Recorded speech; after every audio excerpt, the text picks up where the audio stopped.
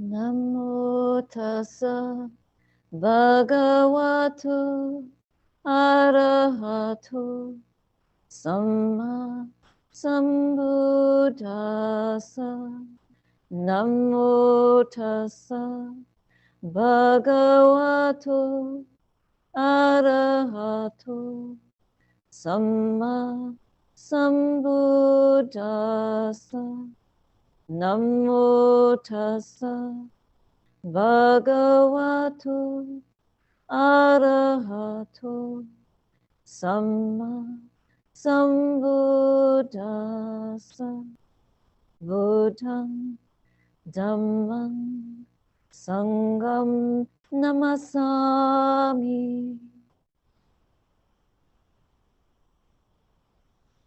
There's a lovely story from the Zen tradition.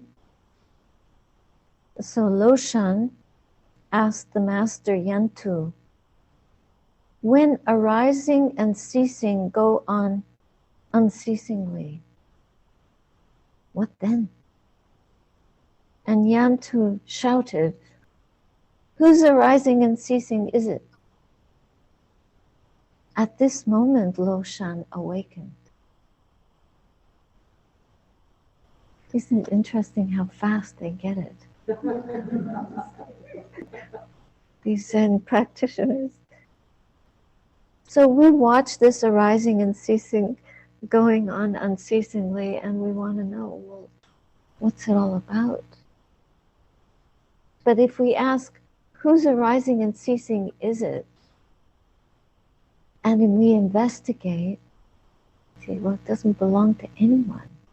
That's a very profound waking up, that this whole process doesn't belong to anyone.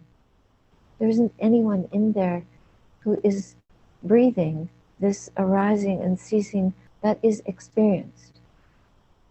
But the we, the pronoun, always arises before every experience, and then we believe in the pronoun. I am an I. And that's one of the hardest ones not to launch into. Remember, we talked about the 5 forms of escape. That's the most difficult one not to grasp. That's me. I'm breathing. This is who I am. I'm this breathing being, and the breath is arising and ceasing in me. But if we take out all those pronouns, then we begin to observe experience just as pure process. And if we can do that continuously, and our insight deepens, the more that we pay close attention, and the more close we get to the experience itself, it begins to fall apart. It breaks up. Just like as we spoke about before, when we enlarge what appears on the computer screen and you look at it through the computer's eyes, then you just see pixels. There's no image. It's nothing.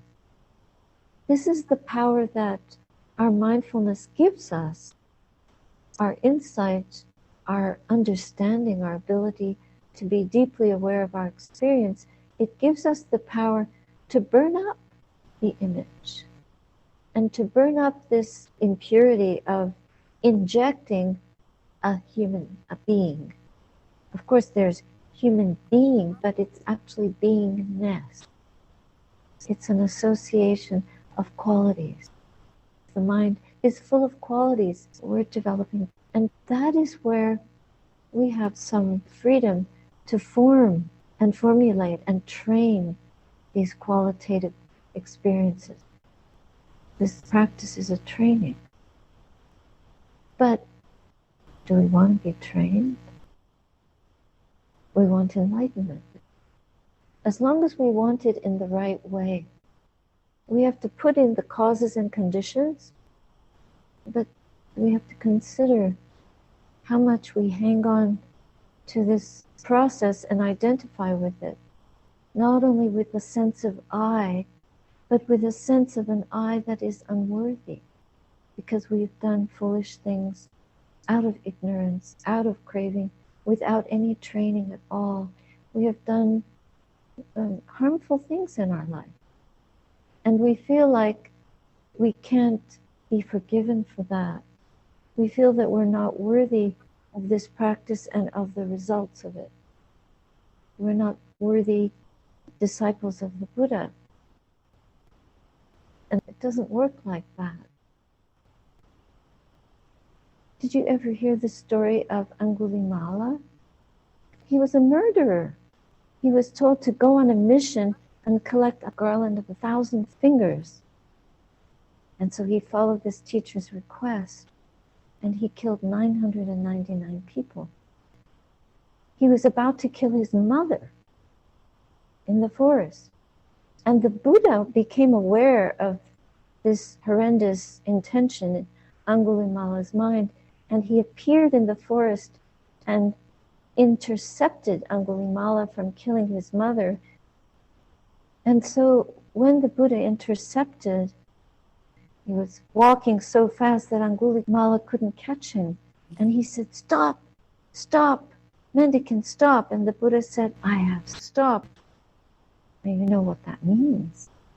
The stopping that the Buddha did is stopping all impurity, stopping all rebirth through his awakening.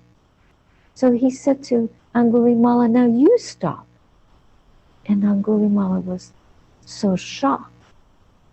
Shame overcame him. And he bowed down and asked the Buddha to train him. After killing 999 people, he became an arahant.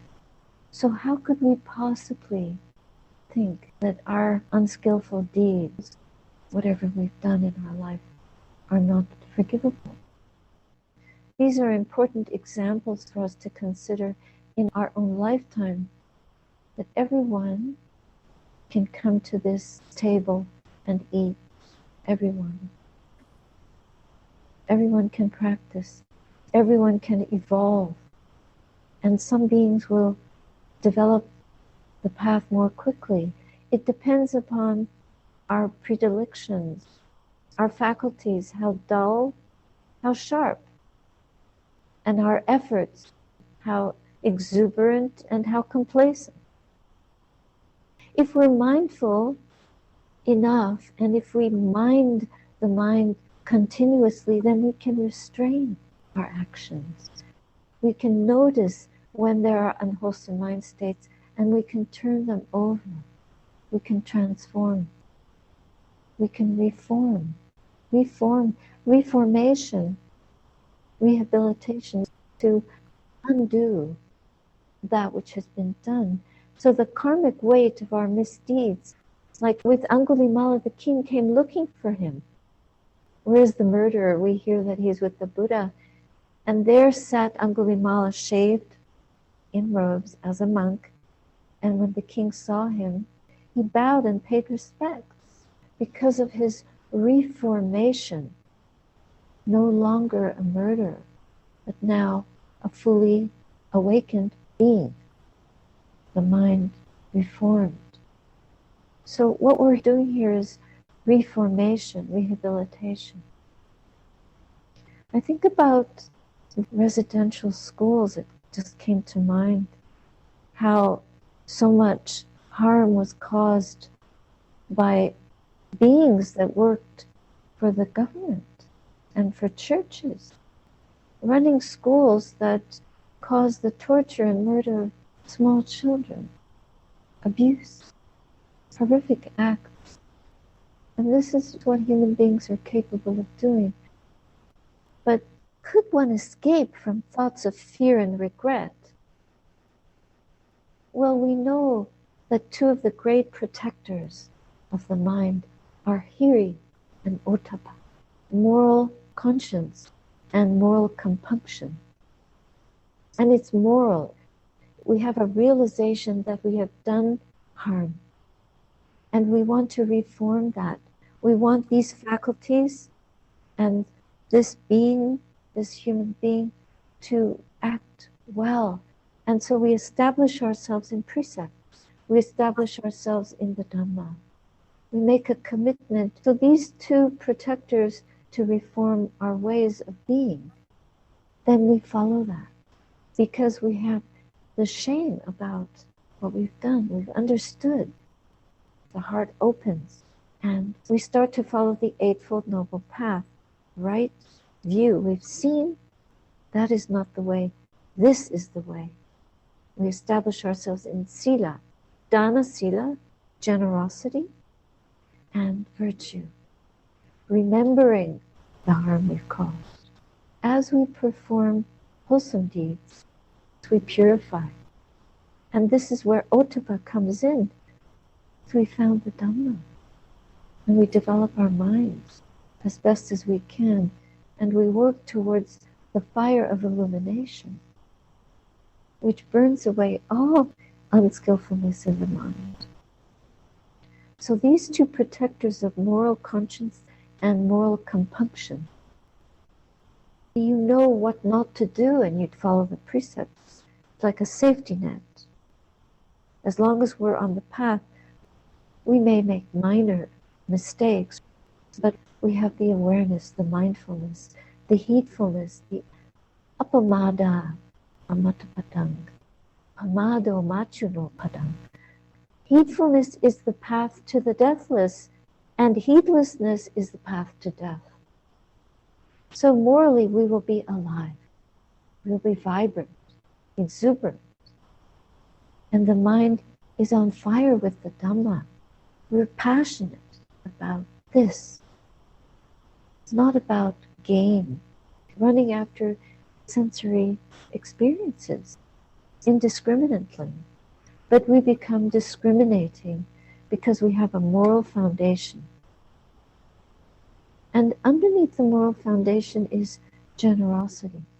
Right here, we're sitting and practicing this path that is given to us out of a compassion unparalleled in the world, the compassion of the Buddha, reaching across millennia to give us a solid foundation for our own freedom.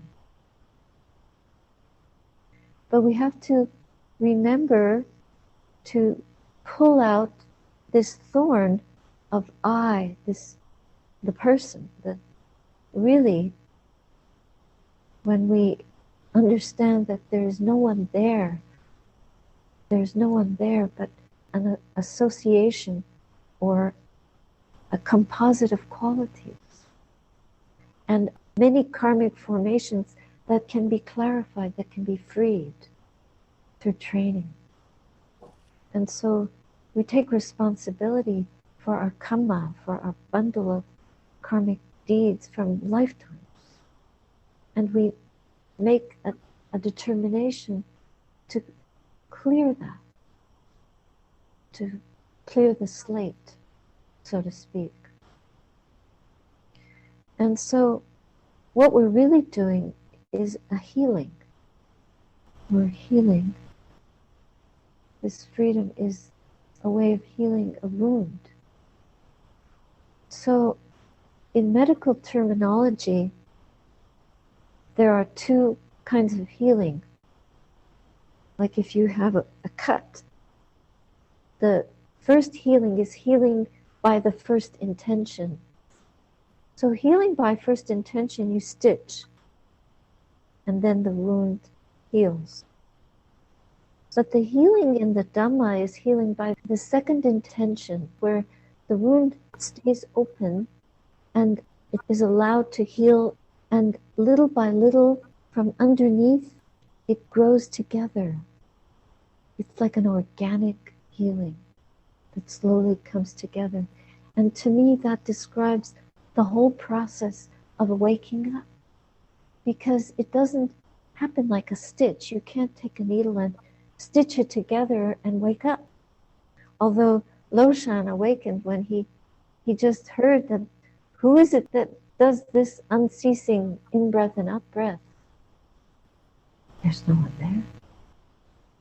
So this organic healing is the heart's own, just it's like an intuitive waking up.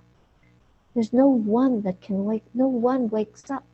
but the heart just opened, the flower blooms from within. And then we wake up. Not we, but there is a waking. The heart just blossoms. It's the natural outcome of opening to this truth. As soon as we come closer and closer to understanding reality, the heart just heals naturally by coming into contact with truth. It cannot not happen. If we allow this healing to take its own organic process by protecting the mind with the practices of Hiri and Ottappa, which is protecting the mind by having conscience about responsibility for everything that we do or say or even think, how we guard the mind with heedfulness, mindfulness. Not to be lazy, but to make effort, to follow the Eightfold Noble Path. We're not complacent, we're active, we're dynamic in this process. We put in the right causes and conditions, and then the heart opens, and the understanding, it's like a dawning, like an illumination. Because if you start a fire, you have to collect kindling, and then you put the match to the fuel, and it bursts into flame. And it's the same with putting in the right causes and conditions for our own awakening. If we keep putting in the right causes and conditions to protect the mind from harming itself or others, then we're on the way of benevolence. This is it. This is freedom from fear. This is freedom. This is that which is worthy of praise, that which is worthy of our full attention and devotion. Not the things of the world, but this more than anything. Do you know in Thailand they have a saying, no obstacles, no perfection. So it's by encountering all these obstacles. What, you want just a free, open highway? Like stitch it up? No, this happens, this is a healing by the second intention. And people might think, what are you doing for the world? This reminds me of a cute story. My father was one of my great advocates, perhaps my greatest ally of all, my mom and dad both. And one day when I was visiting, I was a nun, and we're going up the elevator, and this elderly, well-groomed woman is in the elevator, and she knows him very well. And we get out of the elevator, and she says to me, I'd like to ask you a question. What do you do for the world? And my father, do you know what he said to her? He said, what do you do for the world? And she walked off in a huff. And then he went down the hall to the door of his apartment, and he said, I want to kick her with a pointy shoe. I tried to hush him up so she shouldn't hear, because he wanted me to be respected and loved, because he so respected and loved what I was doing with my life. And other people may not understand. How many times have I been spat on and dismissed? When I came back in robes from Myanmar, all my former friends, they just turned their backs. They didn't want to have anything to do with me. Or if they did, it was really at arm's length. Then I realized, who are my true friends? Yes, we have to suffer obstacles to pursue that which we love and that which we know is worthy of our commitment and devotion. But we can overcome those obstacles, and it's by overcoming them that we grow stronger. By overcoming them, we grow more resolved. Our determination gets deeper, and we can overcome greater and greater obstacles, because in fact, this internal Himalaya that we're trying to climb is the tallest mountain in the whole universe. And we're trying to climb it with our fingernails. But actually the Buddha gives us very good tools. Hiri-ottapat is amongst them.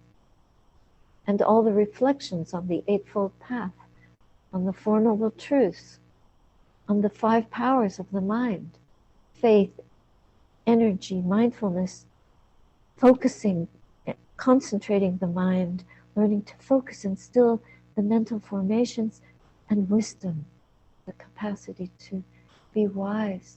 The 4 sublime abidings, which we can practice every day, not just in the sitting posture. Why does the Buddha teach all these postures? He only mentions 4, but there are many other examples where disciples get enlightened, like Ananda was breathing mindfully while he was lying down and he awakened. So these postures are the Buddha's encouragement to us that this is a practice to carry moment by moment as long as we're breathing. So Loshan said that the breath is coming ceaselessly. So we should breathe with unceasing attention, and then we will awaken. But we have to remember, who is it that's breathing? No one's breathing. Not to identify with somebody that's on the path to awaken, or I'm going to get. This is not the language that will help us let go of this identification with the self, but just to develop the qualities that will lead us to the waking up, that organic process of second intention, where the heart just opens and understanding dawns. It happens because we've given it the right causes and conditions. So when we're walking, we walk mindfully. Every foot, we feel the pressure of our feet touching the floor, lifting the foot, touching the floor, walking very caringly, very conscientiously, very aware of our movement, not thinking. If you drive a car and you're holding the steering wheel, sitting, be mindful. In that moment, please drive. Don't be thinking about where you're going or arriving at your destination before your car gets there. We have to be so attentive exactly where we are. Feel your hands on the steering wheel. You're boiling a kettle in the kitchen, standing and boiling the kettle. Feel the weight of your feet on the ground. Feel that. Feeling that sensation with so much awareness and attention to the physical sensations is a moment of extreme groundedness. And by being grounded, in that very moment of total groundedness, the kettle may start boiling and we may be in jhana. The kettle is boiling. Hello. Turn off the gas. Because the mind is so settled within the groundedness of the body. It's about being in the present moment.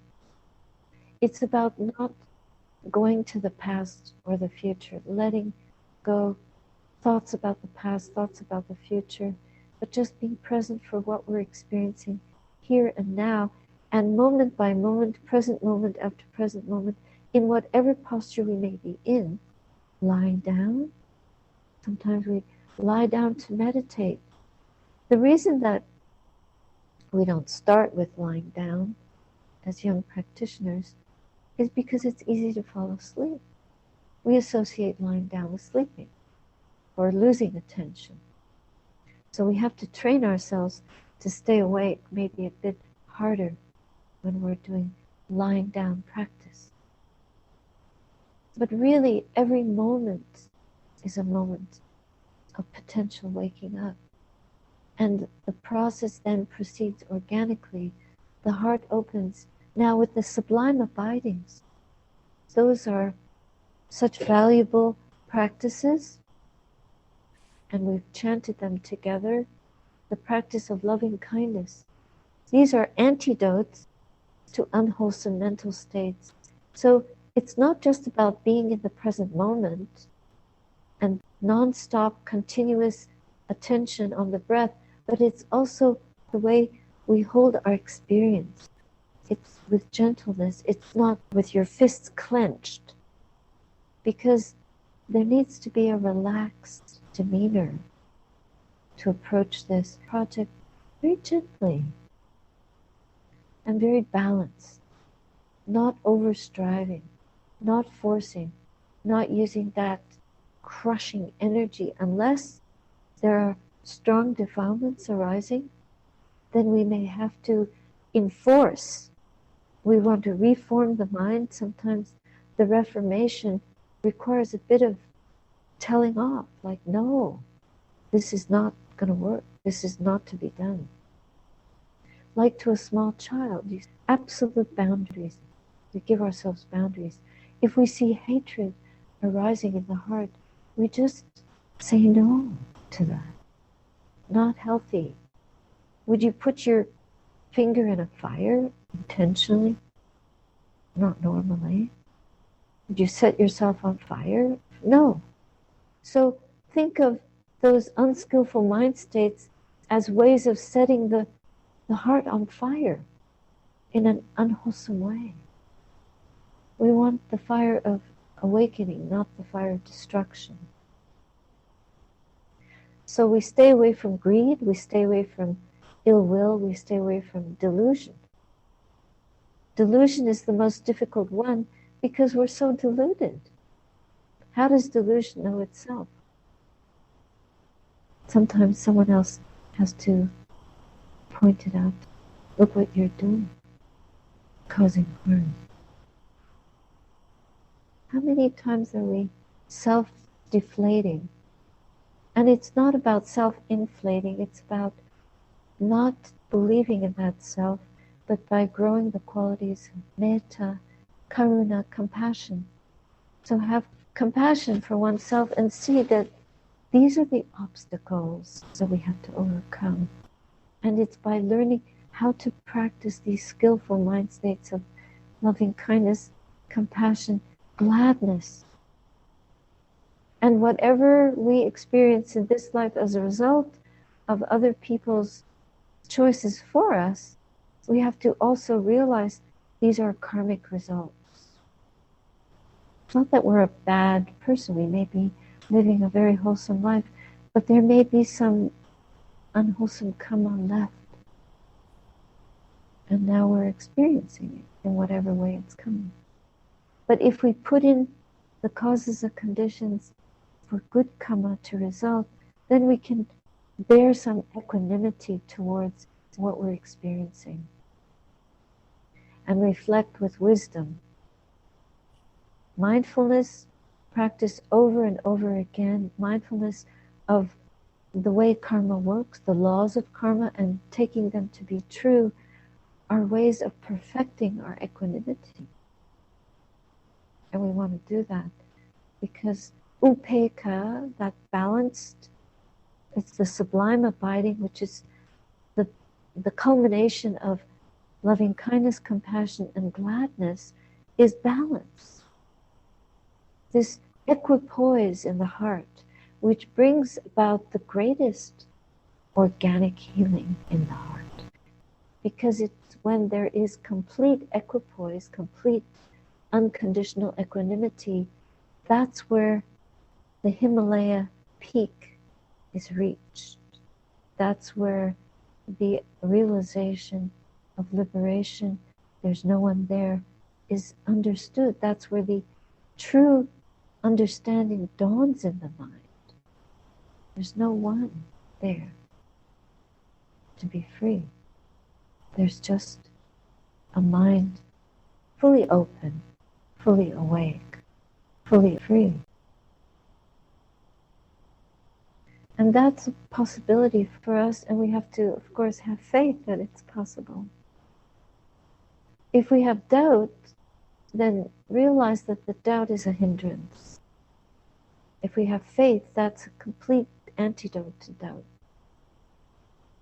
And maybe little by little, faith will grow when we practice more and more loving kindness in the face of hateful, insulting words that come our way.